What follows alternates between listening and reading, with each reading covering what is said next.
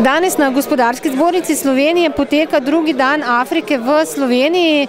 Kaj pa Center za mednarodno poslovanje na tem področju letos še načrtuje?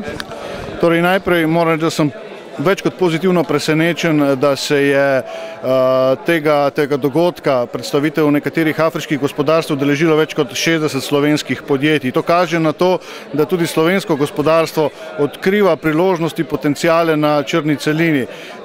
Do zdaj pretiranega sodelovanja ni bilo in tukaj vidimo pravzaprav tudi na zbornici kar nekaj priložnosti. V nadaljevanju bomo že 22. maja pripravili poslovni zajtrk Južna Afrika. Pričakujemo udeležbo našega častnega konzula iz Južne Afrike, dr. De Plessisa, še nekatere poslovneže in pa predstavnike veleposlaništva iz Dunaja, tako da je to nova in še ena priložnost za slovenska podjetja, da pobližje spoznajo priložnosti in gospodarstvo Južne Afrike, ki je pravzaprav ena najhitreje rastočih gospodarstv, ne samo v Afriki, ampak tudi globalno gledano. V nadaljevanju pričakujemo in načrtujemo podoben dogodek z Nigerijo in pa potem verjetno v jesenskem delu Egipt, pa še kakšna država se bo našla.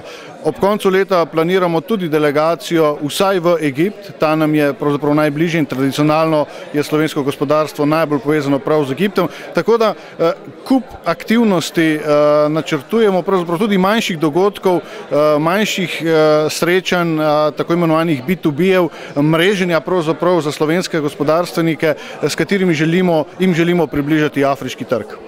Kakšne so vaše izkušnje pri poslovanju na afriškem trgu, kje so priložnosti za slovenska podjetja in na kaj treba mogoče paziti? Naše izkušnje so načeloma pozitivne, predvsem v zadnjih 2-3 letih, kjer smo naredili kar precejšno rast prodaje in tudi sodelovanje z različnimi afriškimi državami.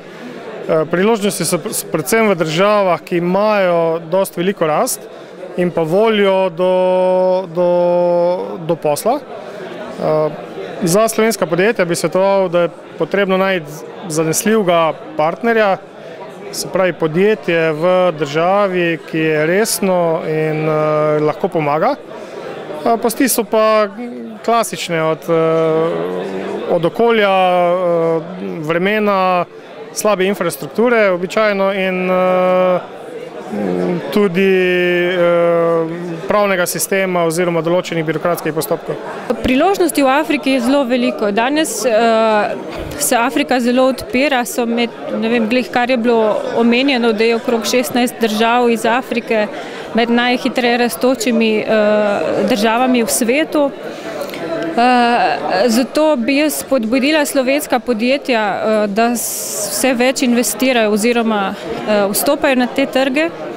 Kot sem omenila že na začetku, se mi večkrat šalimo v teh državah, da je bil v bistvu maršal Tito naš najboljši komercialist v teh državah in to še vedno drži, ker mi tudi njegovo ime večkrat v bistvu uporabimo za vstop na ta trg, ker to pomeni neke vrste zagotovilo za dobro kvaliteto in neke vrste zmerno ceno za razliko od evropskih proizvajalcev.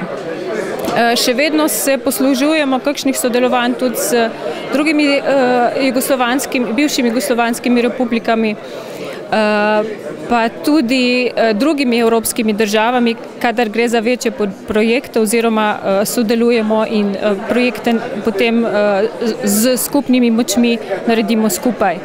Sicer so seveda tudi tveganja in seveda so specifike v smislu neposrednega poslovanja, recimo v precejšnjem številu arabskih držav, naprimer plačevanje vnaprej ni dovoljeno, zato se moramo posluževati akreditivov in cash against document in drugih stvari. Potem v sami Afriki so kakšna zdravstvena tveganja, pa zato v bistvu delavci, naši inženirji ne potujejo radi v Afriko in tako naprej, ampak ker so velike možnosti, predvsem v tem osrednjem delu, bi vsekakor spodbudila slovenska podjetja, da vstopajo na ta trg.